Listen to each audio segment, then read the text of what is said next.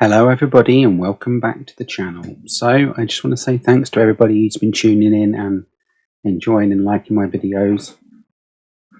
It's really grateful, and yeah, we're looking at a game today called Slipstream. It's just been recently released on all platforms. I think it's been out on PC for a while, but it's recently come out on consoles as well, and it's very much reminiscent of a Sega Outrun type of game with that back and forth on the different avenues left and right for you to get to the end of the level. Art style is really, really good.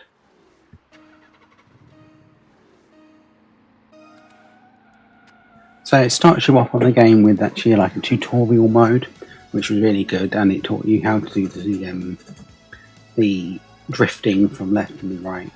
But this is the main gameplay of the game, and as you can see, you've got like a boss person you're taking on. Now, the music in the game is so well done. I'm really impressed with the gameplay, and the music just sits perfectly in sync with this retro style of game. The game comprises of 6 different modes, which is really good. There's the Grand Tour mode, which you're seeing here, which is which is more of the normal Outrun style game. And then you've got some other modes. There's a mode called Cannonball, which is quite cool. And then there's a time trial mode. There's like a normal race mode, like a Grand Prix, normal laps around the track type mode. There's single races, there's time trials, and then a battle royale mode. There's also a full 4-player split screen mode as well, which is really cool. 4-player mode is very, very cool to be able to play on this type of game. You've got generally just a lot more to the game than what you would have on the old Outrun games.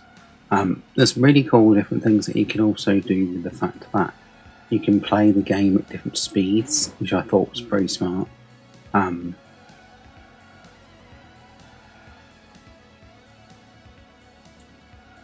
can change all of the different things to do with the speed of the game and the audio and the shaking of the screen as well when you hit people. There's all these different cars. There's 5 different cars to choose from in the game. All have different ability, speed and control and handling and acceleration and top speed and things like that. They're all just basically different colours like red, yellow, blue, green and whatever. There's a white one. Very, very cool. The one thing I really did like about it was when you're changing via the different areas, as you just saw a minute ago, was the change in the dynamic changes via the different themes of areas. And obviously if you lose, you can rewind time slightly and go backwards, which, that's quite a neat little feature. As you can see, we're moving through the different area into here, and it's now raining. You've got dynamic shift into the new theme of stage 3. Yeah, very cool. I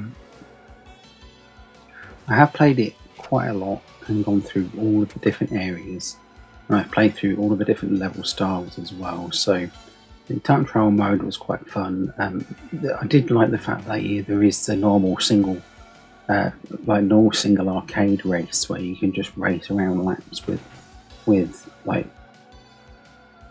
12 or however many different competitors in a normal race style mode, as opposed to it just being you one-on-one versus the computer. I did like that. There's one thing to add here is this game has literally been made by one dev and one musician, and it's been ported over to consoles, which I just think is generally impressive. And there's not many times you can find games which are ridiculously enjoyable and fun where they've been made by one person. And I do want to point out that, yes, the extra musician as well there. But that music really adds to the effect of the game, and it really makes the nostalgic type of gameplay really fit perfectly with that soundtrack. Absolutely spot on, really. Now, in general, I would say it's quite difficult to master. To get in to do the drifting is quite difficult to begin with, but once you've played through it a few times, you can really get used to it, and you can really pull off some of the moves quite well. You can play it with it being automatic drifting, which can be make it a little bit easier for you to pick up and enjoy the game without it being too challenging straight away, which is quite a nice quality of life type of ease you into the game feature that I would like to mention here, because it can be quite tough to be able to drift straight out the bag.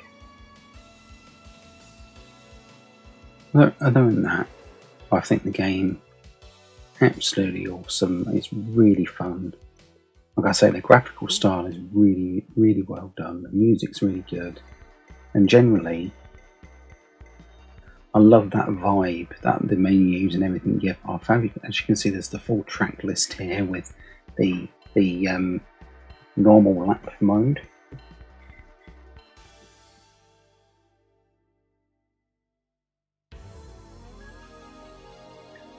The little background is so cool. Then you get like a proper race mode here in like the neon city with the game. So cool. Hold on, look at that. Really graphically enjoyable. And like, as I say, the game Slipstream is in the name, but funnily enough, you can get Slipstream from being behind the other cars. Kind of in the title, I know, but you can.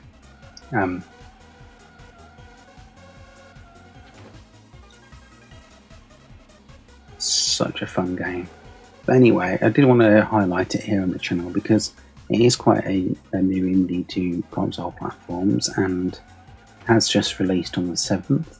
It's not an expensive game at all. It's definitely worth picking up. It's a lot of fun. Can't really fault it, really. That's about it.